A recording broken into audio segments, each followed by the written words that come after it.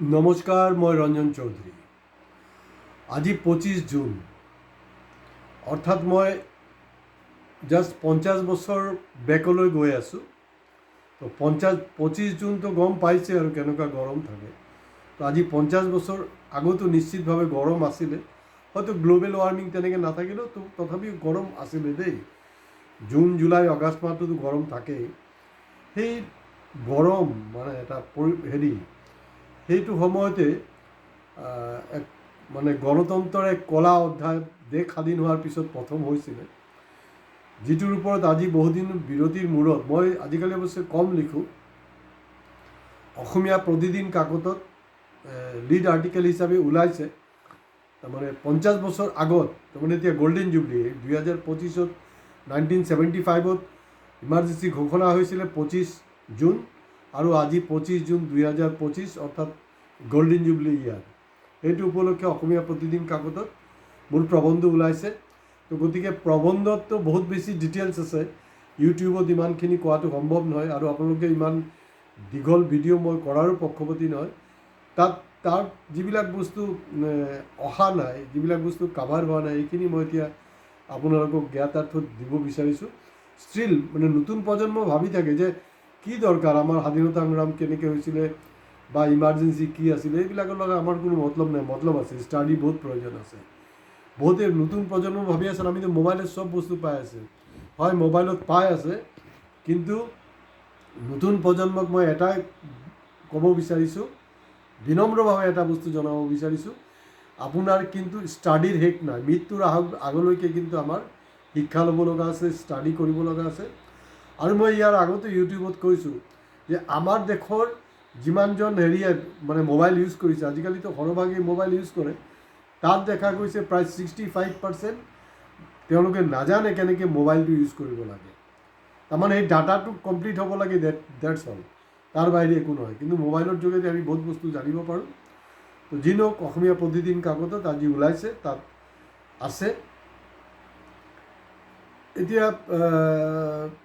আপোনালোকৰ নিশ্চয় মনত আছে, ইন্দিৰা গান্ধী যেতিয়া হেৰি হ'ল, কাৰণ কংগ্ৰেছত লবিটো আছিলেই, লবি আছিলে বা গেং আছিলে বা চিণ্ডিকেট আছিলে, ঠিক আছে, এই ধৰণৰ কালচাৰটো কিন্তু আছিলে। সেইটো আমাৰ বাকী ৰাজনৈতিক দলবিলাকতো আছে, কোনোবা অলপ বেছি আছে, কোনোবাই কম। সেইটো আপুনি বিজেপিতো পাব, নোপোৱা নহয়, আছে সেই বস্তুটো। কিন্তু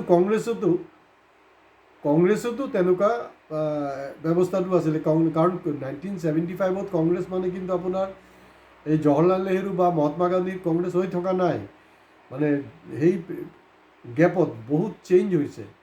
তো গতিকে তাত বহুত বেছি বিশ্লেষণে মই নাযাওঁ। মূল কথাটো হ'ল, যেতিয়া ইন্দিৰা গান্ধী প্ৰধানমন্ত্ৰীৰ গাদীটো চামলিলে, তেতিয়া এটা গ্ৰুপ আছিলে, তেওঁলোকৰ ধাৰণা আছিলে যে ইন্দিৰা গান্ধীক মানে পুতলা বনাই তেওঁলোকে কামখিনি কৰি থাকিব। কিন্তু ইন্দিৰা গান্ধী যে পুতলা নহয়, মানে পুতলা বনাব নোৱাৰিব, তেওঁলোক বহুত দেৰিকৈ গম পালে। আৰু ইয়াতে মই এটা বস্তু জাষ্ট কৈ থ'ব বিচাৰিছোঁ যে মেইন টাৰ্ণিং পইণ্ট হ'লগৈ 1969।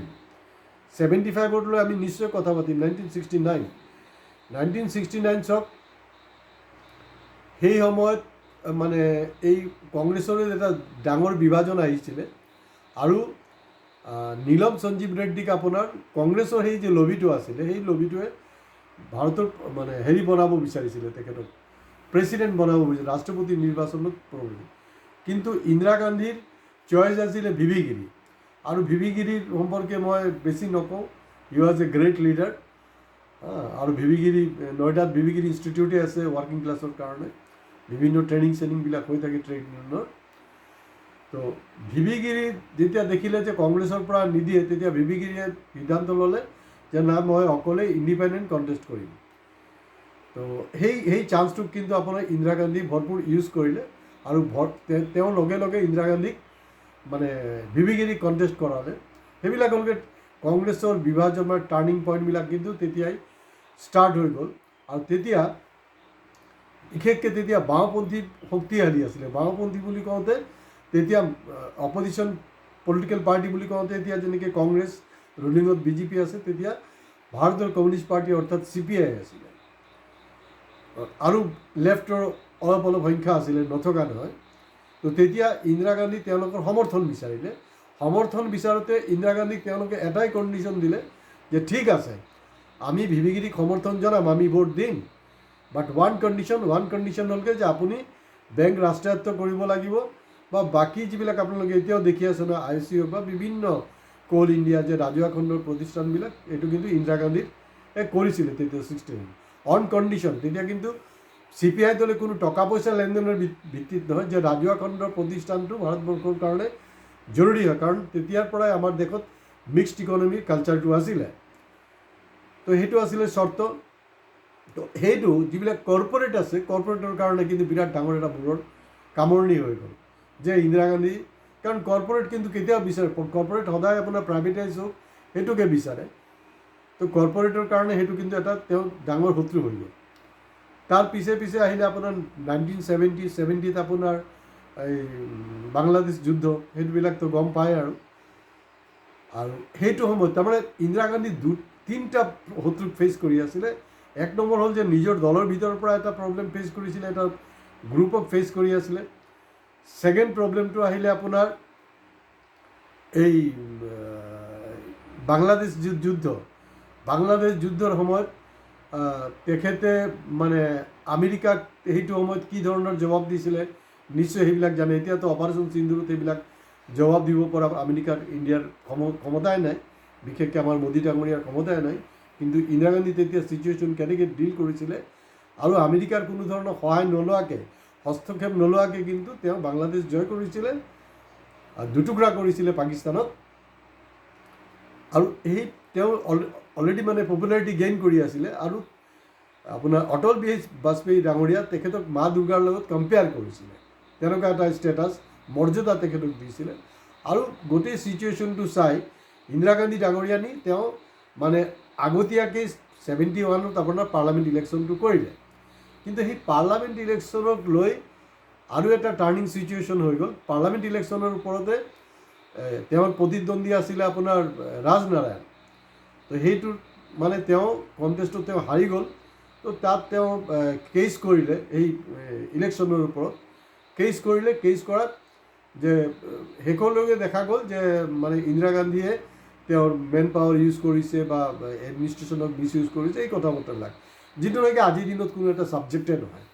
আমি যোৱা 11 বছৰ দেখিছোঁ যে ইলেকশ্যন কমিশ্যন হ'ল, আপোনাৰ সুপ্ৰিম কোৰ্ট, হাই কোৰ্ট, অগৰুম বাগৰুম থানা, পুলিচ গোটেই মিছ ইউজ হৈ আছে, এডমিনিষ্ট্ৰেশ্যন মিছ হৈ আছে। আৰু যোৱা 2024 ইলেকশ্যনত দেখিছে, 2019 ইলেকশ্যনত আপোনালোকে দেখি আছে ইলেকশ্যন কমিশ্যন কি ধৰণৰ ভূমিকা পালন কৰিছে। তো এতিয়া কথাটো হ'ল যে আপোনাৰ এই পৰিস্থিতিত এনেকুৱা এটা চিটুৱেশ্যন হ'ল আপোনাৰ তেতিয়া আপোনাৰ এই ক্ৰুড অইলৰ দাম বাঢ়ি গৈছিলে, নেচাৰেলি মূল্য বৃদ্ধি হ'ব। সেই সময়ছোৱাত কিন্তু ভাৰতবৰ্ষত ফুড গ্ৰেইন প্ৰডাকশ্যনো কম হৈছিলে, নেচাৰেলি এটা খোৱা বোৱাৰ মানে অত্যাৱশ্যকীয় সামগ্ৰীবিলাকৰ এটা ক্ৰাইচিছ হৈছিলে। গতিকে অপজিশ্যনৰ কাৰণে এটা ভাল এটা স্ক'প আছিলে যে ইন্দিৰা গান্ধীৰ এগেইনষ্টত সেইটো কৰিবলৈ। আৰু সেই যে যুদ্ধ মানে তেওঁলোকে চলাই আছিল ইন্দিৰা গান্ধীক গাদীচ্যুত কৰাৰ কাৰণে, তাত কিন্তু কংগ্ৰেছৰো এটা এই যিবিলাক এই বুঢ়া যে লবিকেইটা আছিলে তেওঁলোকেও কিন্তু যথেষ্ট এটা ভূমিকা পালন কৰিলে। এতিয়া দেখা গৈছে যোৱা 11 বছৰ গণতন্ত্ৰৰ মানে তেওঁলোকে ৰক্ষা কবচ, বিজেপি আগৰুম বাগৰুম বহুত কিবা কিবি তেওঁলোকে সদায় ইমাৰ্জেঞ্চিৰ কথা কৈ থাকে। কিন্তু মই ব্যক্তিগতভাৱে ভাবোঁ যে তেতিয়াৰ ইমাৰ্জেঞ্চিটো প্ৰয়োজন আছিলে, নথকা নহয়। হয়, তাত কি হৈছিলে যিবিলাক ব্যুৰ'ক্ৰেটছ আছিলে, ব্যুৰ'ক্ৰেটছবিলাকে সেই চান্সবিলাকক একদম জবৰদস্ত মিছ ইউজ কৰিছে সেইবিলাকক। আৰু কিছু ষ্ট্ৰেটেজিকেল মিষ্টেকো হৈছিলে। হয়, এতিয়া ধৰি লওক 2015 মই কোৱা কথা নহয় যে 2015ত আপোনাৰ যি মানে one of the main founder BJP, তেওঁলোকেতো জনসংঘ বুলি আছিলে তেওঁলোকৰ সংগঠনৰ নাম, তেওঁ কৈছিলে 2015ত যে ভাৰতবৰ্ষৰ অঘোষিত ইমাৰ্জেঞ্চি চলি আছে, জৰুৰীকালীন। আৰু আমি দেখিছোঁ এইটো সংবাদ মাধ্যমে হওক মানে চবতে মানে এইটো বুলডোজাৰৰ ক্ষেত্ৰতে চব ক্ষেত্ৰতে মানে এটা হৈ আছে। কিন্তু তেতিয়া ইন্দিৰা গান্ধীৰ এইটো আছিলে অফিচিয়েল, এইটো হ'লগৈ নন অফিচিয়েল। আমি যোৱা 11 বছৰ এই বস্তুটো চাই আছোঁ। আৰু তেওঁলোকে সংবিধানৰ কথা পাতি থাকে। এতিয়া সংবিধানৰ কথাটো পাতিবই নালাগে। তেওঁলোকেতো দেখোন 2024 ইলেকশ্যনত কৈছিলে আমি 400 পাৰ কৰিলে আমি হেৰি কৰি দিম, এবছলিউট মেজৰিটি হ'ব, কাৰণ তাত দেৰ ইজ এ প্ৰভিজন তেওঁলোকে এইটো চেঞ্জ কৰিব। এতিয়া আৰু এটা মানে ইণ্টাৰেষ্টিং ঘটনালৈ, এই ব্ৰিটিছ পিৰিয়ডত এই সাভাৰকাৰে হওক বা যি হওক আৰু যি আমাৰ অটল বিহাৰী বাজপেয়ী যি আছে চবে কিন্তু আপোনাৰ আণ্ডাৰটেকিং দি আপোনাৰ ব্ৰিটিছৰ পৰা কিন্তু ওলাই আহিলে তেওঁলোকৰ চামচাগিৰি কৰিছিলে। সেইটো আপোনালোকে জানে আৰু সেইটো কোনো নৎসাত কৰিব নোৱাৰে। দ্বিতীয় কথাটো হ'ল যে এইটো RSS আৰু বিজেপিৰ এইটো স্পেচিয়েল ফিচাৰ্ছ বা কেৰেক্টাৰ। আৰু সেই সময়ছোৱাত মই এতিয়া যিখিনি ক'বলৈ গৈ আছোঁ সেইটো মই কৰা কথা ক্লেইম নহয়, এইটো বিজেপিৰ মানে যি অৰিজিনেলি যে জনতা দলত আছিলে, কাৰণ তেতিয়াতো আপোনাৰ যোনটো চব দল ভাঙি চাঙি এটা দলে হ'ল জনসংগঠন ভাঙি এটা দল হ'ল জনতা দল। এই সুব্ৰমণিয়াম স্বামী যিবিলাক ক্লেইম কৰিছে মই তাকেই কৈ আছোঁ যে ব্ৰিটিছৰ পিৰিয়ডত যোনটো ভূমিকা আছিলে ছেইম। এতিয়া ধৰি লওক জৰ্জ ফাৰ্ণাণ্ডেজটো কেইবা লাখ ভোটত জিকিছিলে পাৰ্লামেণ্ট ইলেকশ্যনত। জৰ্জ ফাৰ্ণাণ্ডেজ আপোনাৰ মানে সেইটো সময়লৈকে আছে, আপোনাৰ ৰামবিলাস পাছোৱান, আপোনাৰ ঢেৰ মানে যিমান আপোনাৰ লালু প্ৰসাদে হওক মুলায়ম সিঙে হওক চব জেলতে আছিলে। কিন্তু আমাৰ বাজপেয়ী ডাঙৰীয়া কিন্তু মাত্ৰ কেইদিনমানৰ কাৰণে কিন্তু জেলত আছিলে, বাকী তেওঁ পেৰোলত আছিলে কিন্তু। আৰু তেওঁলোকে আৰু ইভেন তেতিয়া এতিয়া যেনেকৈ RSSৰ আপোনাৰ মুৰব্বী মোহন ভাগৱত হয়, তেতিয়া আপোনাৰ কি দেৱৰাজ বুলি তেওঁ আছিলে, দেৱৰাজ ডাঙৰীয়াই মানে তেওঁলোকৰ হেৰি কমিউনিকেশ্যন আছিলে ইন্দিৰা গান্ধীৰ লগত যে ঠিক আছে আমি এইটো ছাপোৰ্ট কৰিছোঁ কিন্তু আমাক মানে হেৰি কৰিব নালাগে, মানে তেওঁলোকে আত্মসমৰ্পণ কৰিছিলে। কিন্তু ইন্দিৰা গান্ধী ডাঙৰীয়ানী কিন্তু সেইটো কম্প্ৰমাইজ কৰা নাই, তেওঁ ষ্ট্ৰংলি চিটুৱেশ্যনটোক ডিল কৰিছিলে। তো যি নহওক তাৰ পৰৱৰ্তী অৱস্থাতো দেখিছে কোৱালিশ্যন গভৰ্ণমেণ্ট হ'ল, কোৱালিশ্যন গভৰ্ণমেণ্ট হোৱাৰ পিছত কি হ'ল নহ'ল এই কথা বতৰাবিলাক আপোনালোকে জানেই। কিন্তু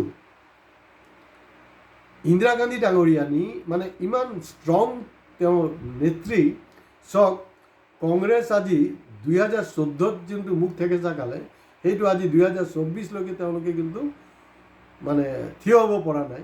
24ত অলপ ৰিভাইভ কৰিছে নিজকে, থিয় হ'ব পৰা নাই। কিন্তু ইন্দিৰা গান্ধী ডাঙৰীয়ানী কিন্তু মাত্ৰ 3 বছৰৰ মূৰত যেতিয়া 77ত হাৰিলে 1980ত এবছলিউট মেজৰিটি লৈ কিন্তু তেওঁ আকৌ পাৱাৰত আহিলে। তো এয়া হ'লগৈ অৱস্থা। আৰু আজিৰ দিনত আৰু লাজ লগা কথাটো হ'ল যে 15 আগষ্ট, মই নিজে একজন স্বাধীনতা সংগ্ৰামীৰ ল'ৰা বাৰিণ চৌধুৰী, মই নিজে দেখিছোঁ যে 15 আগষ্ট 26 জানুৱাৰীত এটা নতুন ট্ৰেণ্ড ষ্টাৰ্ট হৈছে।